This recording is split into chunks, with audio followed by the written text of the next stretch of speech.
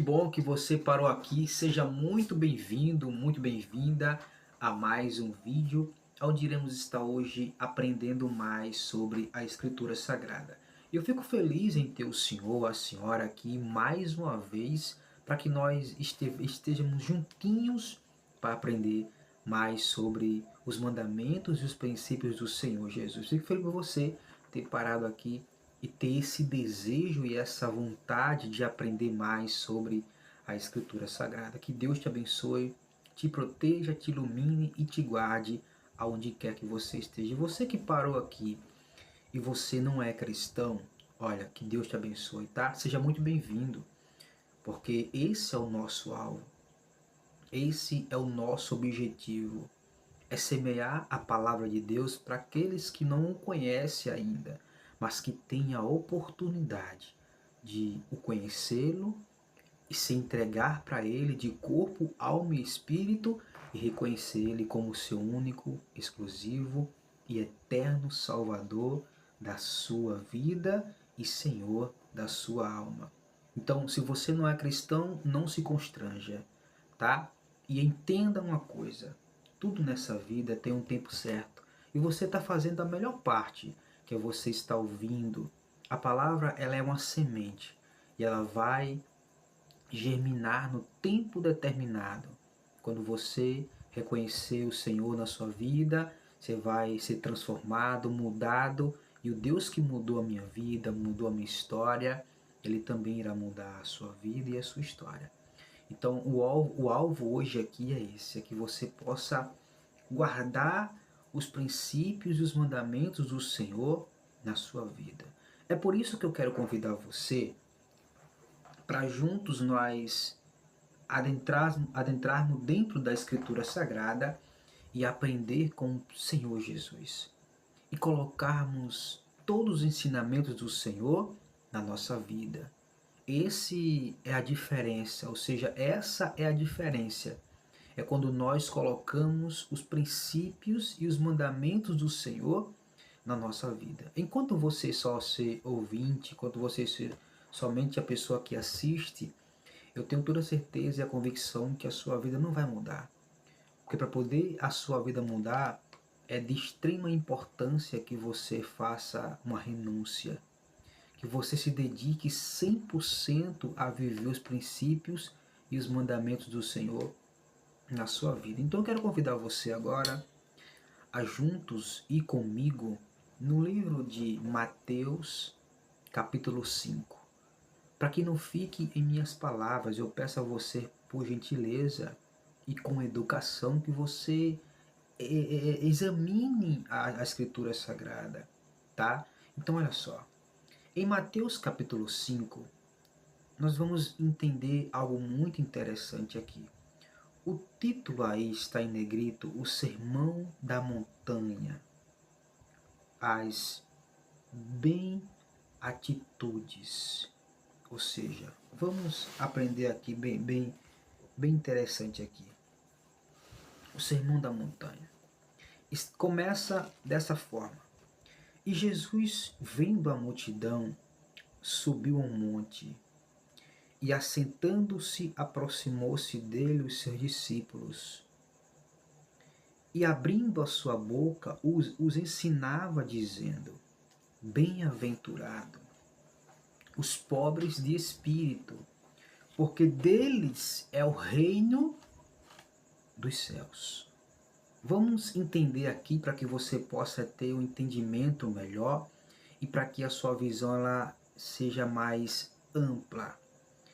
Jesus, ele sobe ao monte e ele começa a ensinar. Ele começa a ensinar dizendo: bem-aventurado. O que significa a palavra bem-aventurado? Significa aquele que é favorecido pelos céus. Ou seja, quando você é bem-aventurado, você obedece a Deus, você recebe um galardão, recebe uma recompensa ali, ou seja, bem-aventurado aquele que é favorecido. Aquele que o céu está disposto a ouvi-lo. Quando você começa a obedecer os mandamentos e os princípios e os ensinamentos do Senhor Jesus, o céu está disposto a ouvir o seu clamor. O céu está disposto a ouvir a sua petição.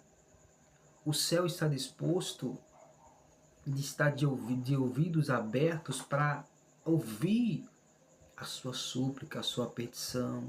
Então olha só, bem-aventurado os pobres de espírito, porque deles é o reino dos céus.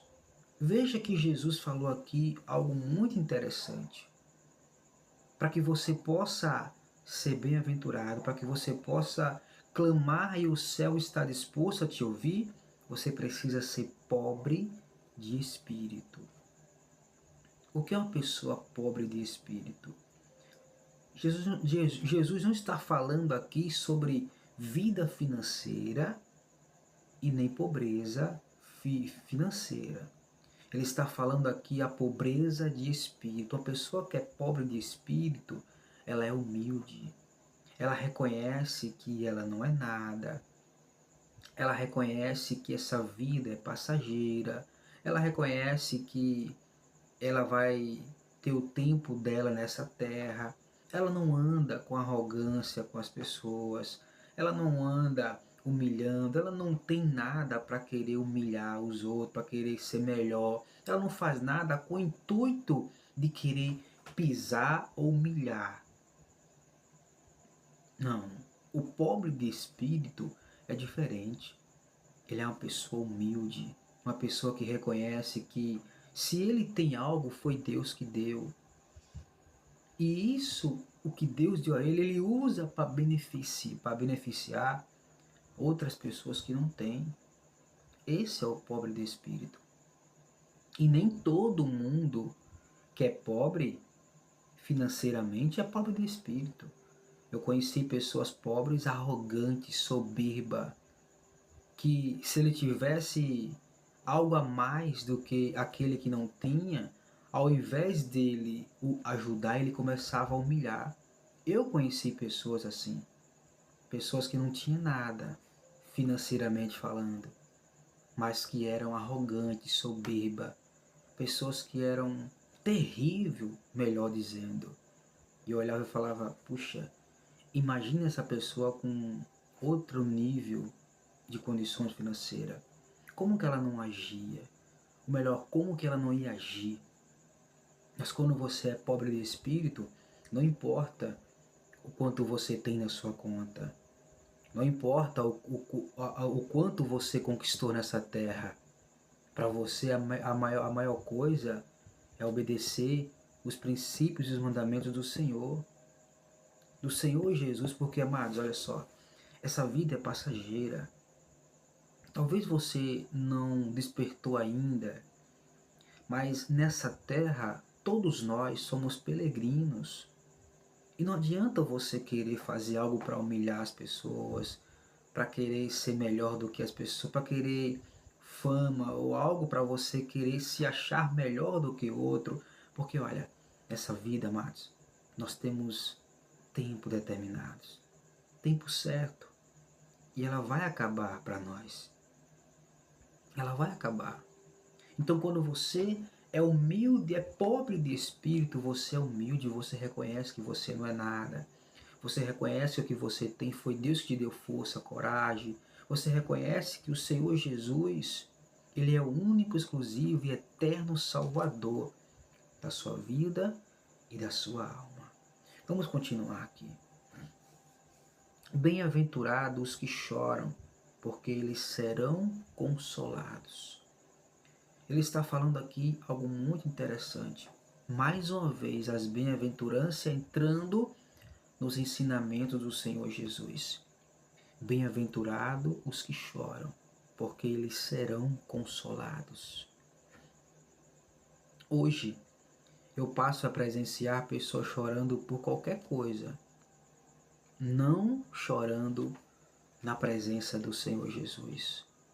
Não chorando porque quer ser transformado, não chorando para que Deus mude o seu caráter, para que Deus mude a sua essência, Quando você for chorar para Deus, não vai chorar porque você perdeu um carro, porque você quer a vida financeira de A, de B, de C. Isso é o que nós passamos a ver hoje.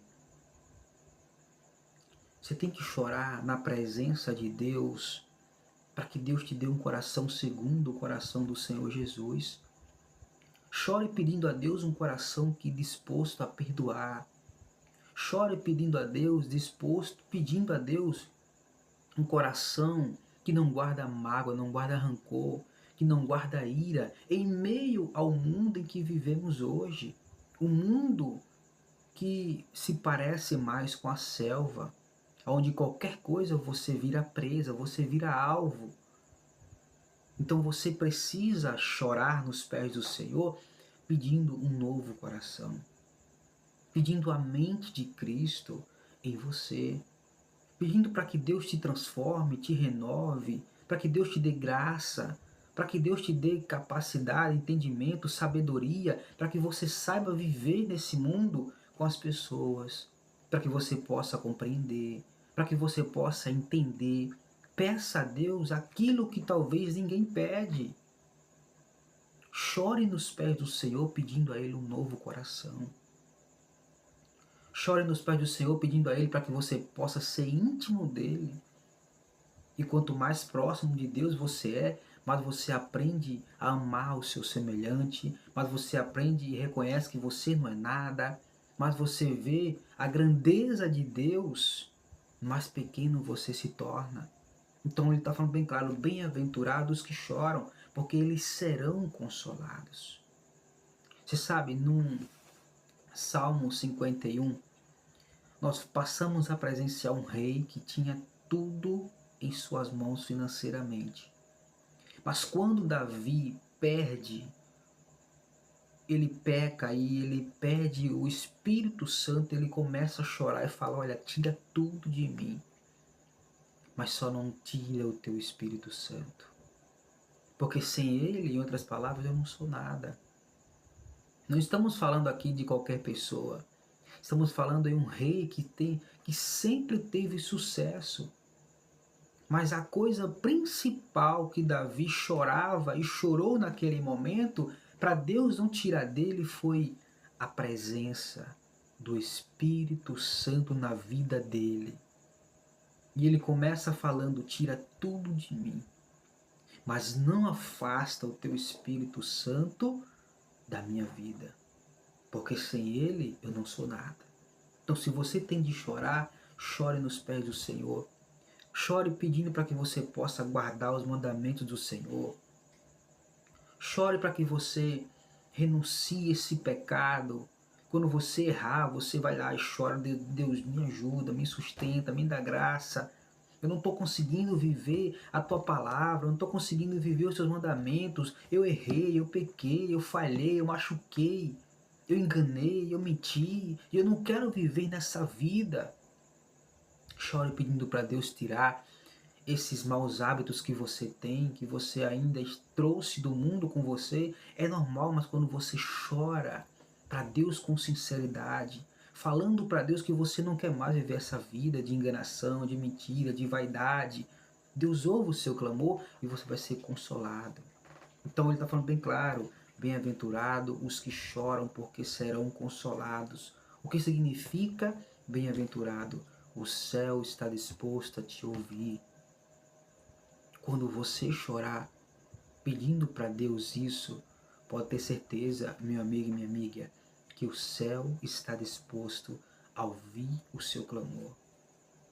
Então olha só, continuando aqui.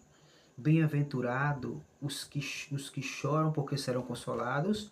Bem-aventurados os mansos porque eles herdarão a terra. Observe aqui que Jesus está falando algo muito interessante aqui. Se muitas pessoas tivessem ouvido essa passagem e fosse pobre de espírito para ouvir e guardar, e humilhar e reconhecer, talvez elas não teriam, talvez não, toda certeza, elas não teriam ido embora da terra. Porque isso aqui que ele está falando é algo muito interessante. Você sabe quantas pessoas vão embora da Terra por qualquer discussão, em uma briga de trânsito, porque o vizinho alterou o som, porque discutiu por coisas inútil e fútil, por coisas insignificantes. Mas olha o que Jesus falou aqui bem claro.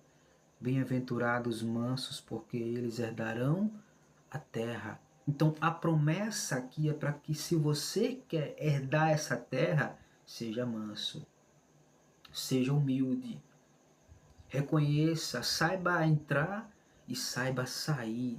Quando você vê alguém muito bravo, muito alterado, querendo ser o dono da verdade, seja humilde, reconheça, não se afaste.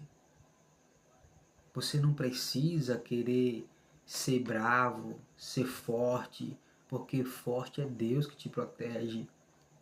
E quando você vive os princípios do Senhor, pode ter certeza, meu amigo, que a sua vida, você vai viver tudo que está aqui na palavra de Deus quando você começar a colocar na sua vida. Eu conheci muitas pessoas que, por causa da sua braveza, por causa da sua tolice, na verdade, muitos já não estão mais entre nós. Do que adianta braveza? Do que adiantou ser bravo? Do que adiantou ser aquela pessoa que, eu faço, eu executo, eu tiro? Do que adiantou? A palavra diz que mais vale um cachorro vivo do que um leão morto. Então, não adianta braveza. Faça o que Jesus está mandando, seja manso. Seja manso. Evite. Se você viu que aquilo não convém para você, peça perdão, peça desculpa, se afaste. Eu vou te dizer mais uma vez, o mundo em que você vive não é para amador. O mundo em que nós vivemos não é para amador. Uma palavra errada que você soltar ela com ira pode soar na mente de alguém que é maligno, que é diabólico, como ameaça. E aí, meu amigo, tá feito o problema. Então evite problema. Seja manso. Mas eu não vou ser besta. Não importa. Evite, você está evitando, cuidando da sua vida, porque o bem mais precioso que você tem, talvez você aprendeu que o bem que você tem precioso é esse carro que você tem, é essa moto que você tem, é essa casa que você tem, e você se enganou, você está enganado. O bem mais precioso que você tem é a sua vida, é a sua saúde. Quando a sua saúde vai se acabando, você perde o sentido por tudo que você adquiriu. Então isso mostra que o bem mais precioso que você tem é a sua vida. Então zele dela, cuide dela, como uma pérola em suas mãos, para que ninguém roube, que ninguém tire. Esconda, guarde, proteja. E a palavra de Deus está te falando hoje, te mostrando um código. Olha, bem-aventurados os mansos, porque eles herdarão a terra. Jesus não falou aqui do céu nesse momento. Ele falou do céu, bem-aventurados os pobres de espírito, porque eles herdarão o céu. Bem-aventurados que choram, porque serão consolados. E bem-aventurados os mansos, porque eles herdarão a terra. Quer herdar a terra? Seja manso, seja humilde. Não vá bater de frente com ninguém, não vá discutir com ninguém. Deixe quem quiser ser bravo, deixe quem quiser ser o bambambam. Bam, bam.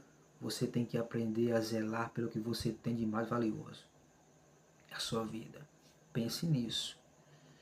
Vamos continuar aqui. Bem-aventurados que têm fome e sede de justiça, porque eles serão fartos. Ou seja, quando você tem fome e sede de justiça, não é que você é justo, porque ninguém é justo. Nós não somos justos. Isso é ilusão nossa, porque nós nunca vamos ser perfeitos, nós nunca vamos ser justos, nunca vamos ser umas pessoas 100% vivendo na verdade, porque isso é impossível para nós como seres humanos, porque todas as vezes nós pecamos, nós erramos, nós somos falhos, mas nós temos que ir aos pés do Senhor Jesus, pedindo a sua misericórdia e pedindo a sua compaixão de nós, para que nós possamos nos tornar cada dia mais, tirar esses maus hábitos que habitam em nós ainda e viver segundo a palavra de Deus.